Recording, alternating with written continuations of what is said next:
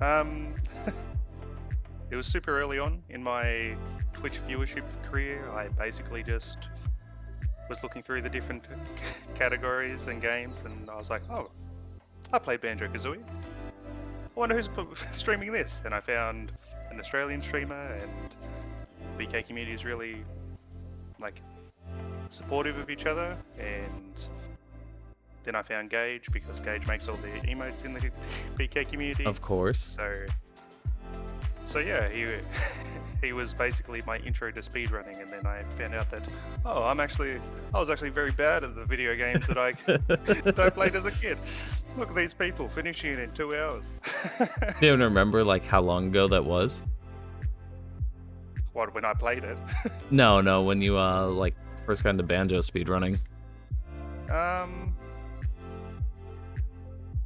Sort of. I think Gage said he started either at the end of 2018 or 2019. Let's say it was 2019. I probably found it like early 2020. I haven't been in the speedrunning chat view for that long. How did I discover speedrunning? It's actually kind of a weird story. So like, I think it was like 2015. One of my best friends was managing like a local game shop where like people like play Magic on Friday nights and things like that. And the owner like hung out with us all the time because he was obviously super nerdy. And I guess he used to speedrun Mario Kart 64 and was pretty good at it, I guess. And so I was like, oh, sure, like that sounds kind of cool, like whatever. But this was like around the summertime, right? And he was like, yeah, I'm gonna go hang out at SGDQ this weekend or whatever. But I was like, what the heck is that? Like, what does that even stand for? He's like, Summer Games Done Quick. I was like, what? And he was like, yeah. And then I was like, okay. So I like did research and I didn't even know this, but you know, like Summer Games Done Quick, like Games Done Quick is like hosted in Minnesota. And I live in Minnesota. And I was like, well, that's actually that's like super cool, like super dope, right? And then I like took this was like 2015, right? So then I took like a few years off or whatever. And like one day I was streaming, and this is how I really got into it. But one day I was streaming, and I was streaming like NSTC3 because I love that game. Probably the first game I had gotten on PS1 and in general probably. And Murkaz came into my stream. He's like, hey, like I speedrun this game. Like, how's it going for you? And I'm like casual, like dying every minute and a half. And I was like, whoa, you speedrun this game? That's so cool. I'm like, do you have like world record? And I was like so prepared to like text my sister and be like, oh, remember Crash Bandicoot? Like I know like a speedrunner. I know like the world record holder. Like I was so proud. She's like, no, I'm not like a world record holder. I just like do it or whatever. And I was like, oh, that's super cool though, like regardless. And then like a few months went by again, and he's like, hey, I am going to SGDQ. Like I made it in, and I'm speedrunning NSTC3. And I was like, what? I was like, that's in Minnesota, and I'm in Minnesota. Like we should meet. We should hang out. Like I want to see you run. Like that'd be so cool. Like I could meet a follower from Norway. Like that's so dope. And I was like freaking the heck out, right? And then after that was like basically history. Like me and Merc obviously still talk, and then he like slowly, like I slowly entered like the community because of him and like his Discord. And then like everyone's just been so cool that it's like hard to not be into it, honestly. After you get like sucked in, like you're sucked in, man. So kind of a long story, but I mean, super cool story, especially I mean shit, that's 6 years ago. That's freaking awesome. I know, right? Super weird. Oh, I definitely remember. It was 2019, end of 2019, sometime watching GDQ on YouTube, watching Void doing Donkey Kong. Yep. And that's how I discovered it, and I was like, oh, this is pretty cool. And then I hopped on Twitch, followed him, and then through that I found a bunch of other people. I can't say I'm too crazy familiar with Void, but it seems like a lot of the people that I know seem to know Void. Is that like, I guess the people that you surround yourself, did you all kind of come from that community? It's where it started, and then I branched into the Crash group and like Spyro people and Shadow of the Colossus, and now I'm, doing Catherine. It varies. particularly lately, now that I've got all this free time, I like to pick games that'll take me, take my time. I can grind into. I was doing a lot of the Ubisoft games, so playing through the whole Far Cry series, and then I moved on to the Assassin's Creed. And if I can't find anything at all that's interesting to me, I'll just go on and play PUBG or Rocket League. Yeah, the trick is I suck at multiplayer games, so You can't be too bad at single player games. I like it. yeah, that's right. I love that about single player games. You play like a Far Cry and you're like, oh, I'm so clean with these shots. Then I go to PUBG and I get one bang from like 400 meters away. Yeah. I'm not so good at shots. Casual, I really like even though I'm speedrunning it now, it's definitely Catherine is one of my number one games. I really like also playing like Fallout, like Fallout 3 and Fallout 4 and New Vegas are really good. 4 let me down a little bit, I'm not gonna lie. Still good, but not what I was hoping. But I'd say those are my like casual go-tos. Just anything that's story-based is really fun for me. Detroit Become Human, that's another one. I can kind of see that. I love like the story-based games. I don't know why, they're just very chill. Like a Beyond Two Souls or something like that. Heavy Rain. I'm like, yes. it's all the good parts of a movie, but still interactive. You know? Exactly. Mm.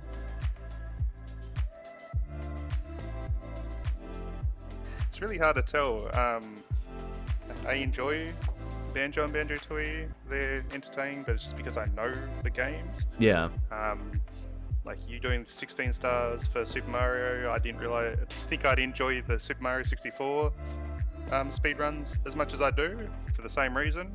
But it's kind of a trick question you've asked me because, like, you know, I don't really watch the speedruns for the game itself. I more watch it for the person. That's why I find so many channels.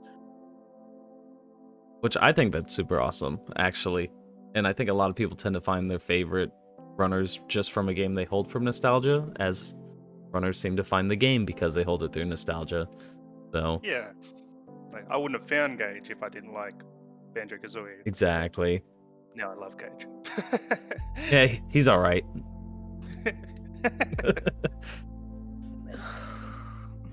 I don't know if I have a favorite one to watch. It really depends on who I'm watching. Like, everyone is so different in their personalities. Like, the runner is what makes the game for myself. Like, I don't care about the game. I care about that you're having fun and you're, you know, being engaging and like having a laugh with everybody. That's what I really like. Oh, for sure. So, say you take Void and he decided to just one day pick up, you know, Silent Hill. Do you think you'd still go to it? Oh, I definitely would. No question. No question. Nice. Well, definitely, I'm sure runners would love to hear that. I mean, I tell runners that all the time, like, because I see so many people start getting burnt out on the games they run, and it's like, play what makes you happy. Like, as long as you're having fun, people are still gonna show up. It doesn't really matter.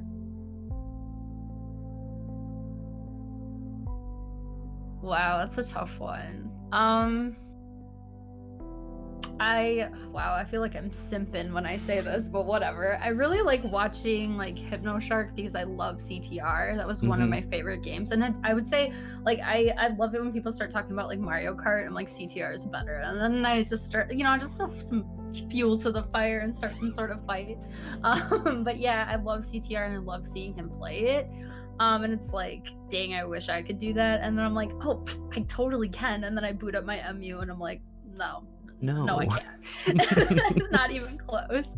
So I would say Hypnoshark. And then just for like the lulz, I would say Mr. Buchu, or everyone, you know, just calls him Buchu. You just can't get enough, really, of that guy. Yeah, that's my favorite bruv right there. That's my favorite bruv. So those two, and then like Treyful. I love Trey. Amazing guy, just super Like, I love his attitude. So I think those are my top three. Sorry, you only asked one, but those are the three. No, that you can go as many as I'm small. It's probably Madbro and I and like you normally. If I can Oh, catch stop there's it, a time you. difference. you flatter me. Ooh, top to see. I mean, you know the main ones. It's gotta be Busta. Busta Carl is up there because he makes me laugh so much. Total babe. He's so great. I love him. Void. Anyone in the Crash community that I've come across is you, Cookie, Rainbow Corgo, like anyone. All of you are so great and funny. It's so hard to pick. Like Schley, Shrek Dog, all the Mario 64 runners I see, like that game is really hard too. The camera in that sucks ass, and seeing people just destroy that game, I'm like, I mean, I don't want to say it has nothing to do with the game, because it is fun to watch games that as a gamer are challenging, and you watch people be really good at those games. Like watching any of you play Crash, I'm like, how do you beat this game in like less than an hour? Because I've watched people play it and just struggle like for an hour on a single level.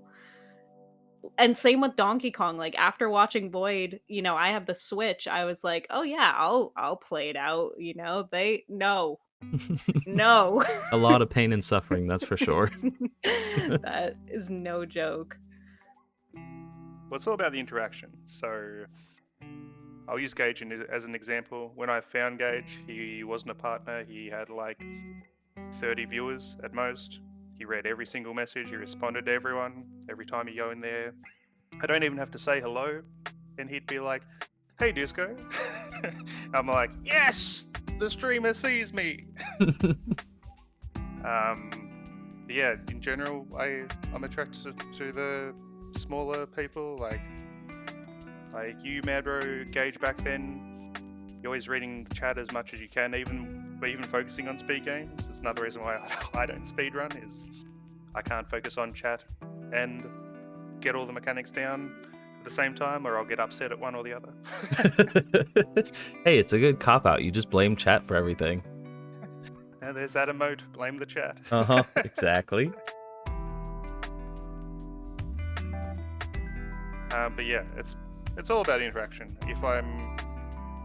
Seeing as I'm not there specifically for the game itself, like I don't know much about half the games Madbro runs or streams, but True. I'm there to chat with him and his community, because generally the people who are like that and talk to everyone that comes in, they just have a way of generating a good community that aren't a bunch of bullies. Ooh, that's a good question. There are like big speedrunners, right? Like there are quite a few like large, bigger speedrunners out there. I think it's like their attitude, right? Like obviously speedrunning can get so frustrating. Like you get so far into the round and then all of a sudden you screw it up and the whole round, like you aren't gonna PB anymore, or whatever the case may be. I really like people's attitude toward like, I just want to get good. I just want to see like how far I can bend this game. And I just want to have fun with it, right? And I think that's why I really like Hypno and Buchu and Trey, because they're just like, I screwed up. It happened. Like, let's make a meme about it and then move on. And just that kind of attitude and like the communities that get built like around that attitude. So it's just like filled with really cool people and like a lot of memeing and things like that. So it makes it super easy to be a part of. And I think that's what I look for the most. Do you think you're more likely to watch someone because of the game they're playing, or would you watch someone even if they're playing something you've never heard of? I think I'd watch someone even if I've never heard of it. There obviously is some sort of attraction to watching a game that because then it's like, I know how to play this game normally. Like, how did they do this? How did they do that? If it's like something that you've never done before. But even if it was something I've never heard of, I think I'd be interested, depending on like their attitude towards the game and things like that, and how funny it was, I guess, Mhm. entertaining. Yeah.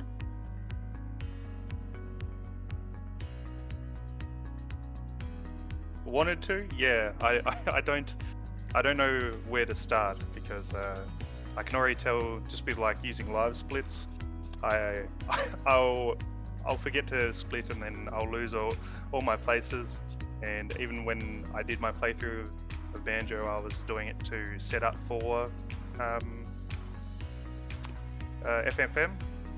Mhm. So I got like 3 levels in before I'd lost patience with it. And yeah, if I can't handle the setting up, I don't know how I'd go with grinding a game, which is, in my opinion, the hardest part of speedrunning is sticking to it. Initially, I was so hardcore against it. I was like, I will never speedrun. I was like, I'm such a casual. But after, like, you get to a certain point with games that you love and you play a lot, that it's like, where can I take this? And with playing Catherine and being like, I really love this game, and having my friends watch me and be like, you're really good at this game, and me being like, I'm okay. And then you get your name on a leaderboard and you're like, wow, all right, I guess I am good at a game. That's really cool. And yeah, congratulations to you for doing I mean, the first step is always the hardest, so getting past I'm that. so excited. I can see you can be top runner in no time. I'm excited. World record, baby. Hey yo. Any plans to really push it, or just kind of every once in a while? I'm gonna take it slow, but I do want to try. Like, I'm not gonna say I'm gonna go for world record, but I would like. I'm 13 right now, definitely top 10, and if I can, top 5. That's those are goals. Now, seeing all the rage and pain, do you ever want to speedrun yourself? That's a good question. I'm actually kind of in my spare time learning how to run NSTC3 right now. Hold up. I know. It took me and Merc like an hour to figure out live split on my computer. I don't know why. There's just a lot of issues. But yeah, he taught me like a couple things that I'm like, hell yeah, like I can do this. But then I just like, I don't know. I'm a victim to, I screwed up. I'm just gonna quit now, even though I'm only in like Warp 2. So I just need to like sit down and just do it one day and like keep doing the whole game. But yeah, so a little bit encouraged, yes, yeah. Nice. I'm coming for Potty's word.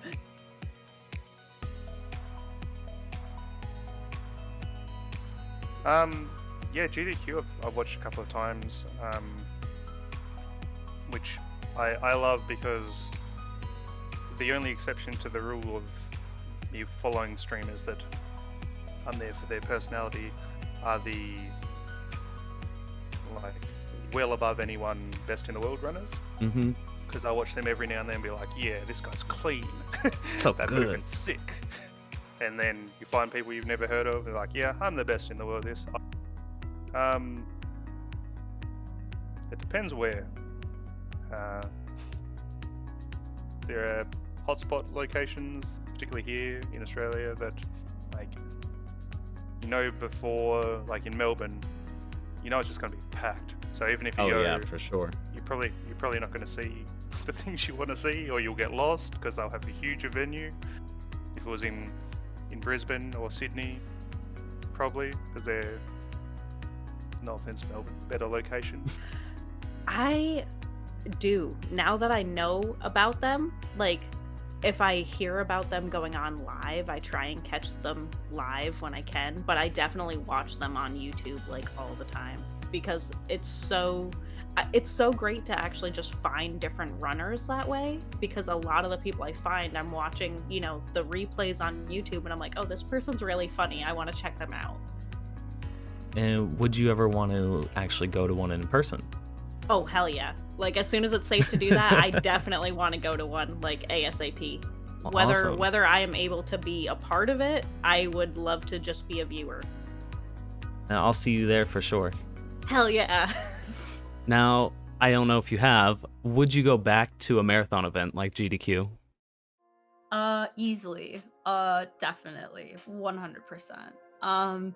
Obviously it was super easy when I was in Minnesota. Like I live like 20 minutes from the venue. Even in 2015, it was like in St. Paul. So I lived even closer then, and now it's in Bloomington or Minneapolis, as they call it. So close to here, and that makes it easier and cheaper, obviously.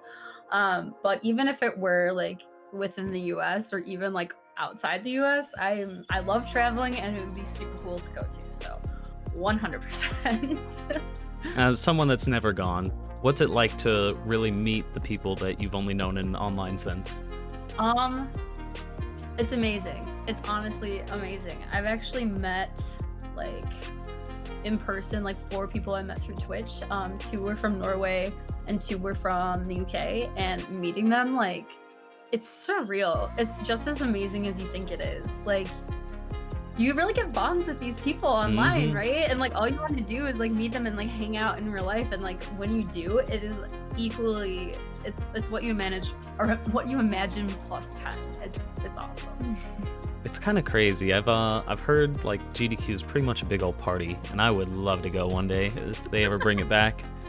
Yeah, I know, right? I hope they do bring it back. I'm living for the day that they do. And now, since things are more online, do you still watch like a GDQ online?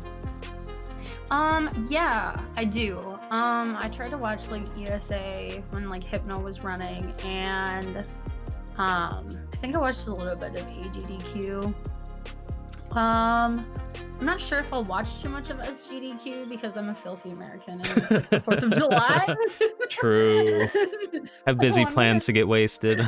Yeah, I'm gonna be up at a cabin getting wasted like a true Minnesotan. Nice. So, you know, not a ton of internet access up there, but I think they're so fun and like worth watching because like honestly, most of the viewers of those events are online anyway.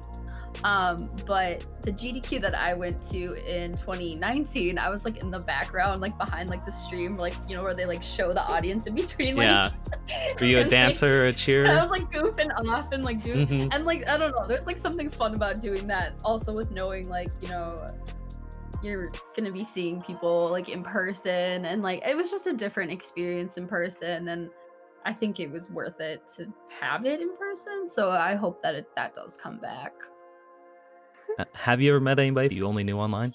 Yeah, I've had some friends that I've met online, and I have ones that I've met online that I plan on meeting, but Was it weird for you or fairly organic? Like, you've known this person for a long time? it was so natural. Like, just coming across these people, like the first second it's like, oh hey, but it's like, no, come give me a hug. Have you ever met people that you've only known online? I mean, yes. I used to be in the esports scene for Rocket League in teams and stuff, so Really? I met them, met my teammates, and randomly when I moved across the country, I moved in with a guy that I'd known for years but never had met because I was across the country, Mm-hmm. and we lived together for like 2 years. Was it natural? Like, was it almost just like same as just talking on Discord or something? Yeah, I mean, it's different. The only difference is people's mics change their voice. Hey, I hope you guys liked this video. I know I definitely enjoyed making it. While you're here, if you want to give a thumbs up, maybe subscribe, that'd be really cool. I'm hoping to continue making content like this that really shows off the awesome members of our community. I know it's this way for me, and I'm sure for many others, but I wouldn't have been speedrunning nearly as long if I didn't have my community with me. So I just want to say thank you all for your support and for coming by to streams and liking these videos. I appreciate you.